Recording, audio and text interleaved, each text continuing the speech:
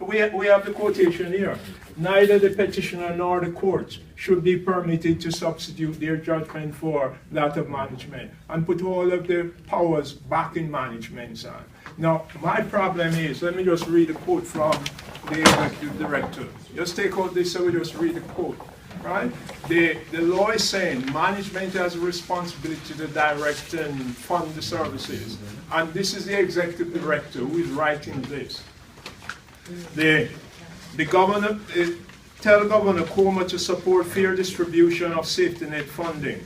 Last year, NYC Health and Hospitals received only $96 million out of a possible $3.5 billion. Now, if the hospitals are only receiving $96 million out of a possible $3.6 billion, you understand what we are talking about. So if there's not the funding, our jobs are at stake. Patient care is at stake.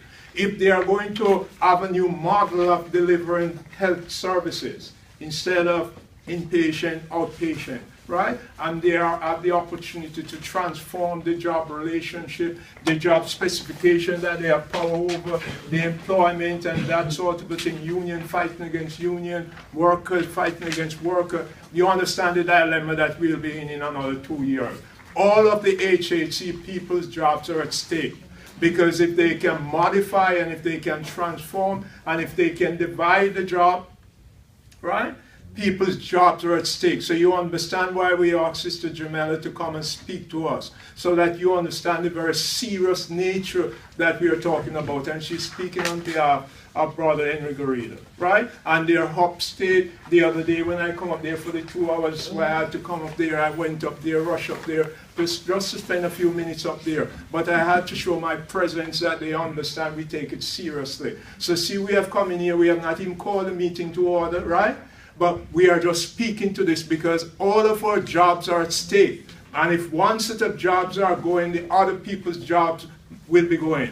The third point I just made, Sister Dolan just came in here and just spoke to you, right, about continuing education. The workers and their association fought to get it so that they could isolate themselves from other people. And in doing that, what they did was to say, unless we have these credits, with the continuing education credit, we will not have a job, because it's now become a requirement of the job.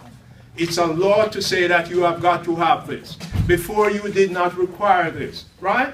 You understand what I'm saying? So financially, our jobs can be threatened, right? The new distribution and arrangement of the health services threatens our job. The new requirements that we are putting in, right? Sister Roberts begged the state not to do it or to delay it, right? And the state did not accede to it, right? So just understand, we have got to come to the rallies, right? When you hear people are talking about rallies, it's no longer something foreign. I'm going to shut up now. It's no longer something that we can say doesn't bother me. If you can't afford the 1 day to go up there, you may not have a job come next year.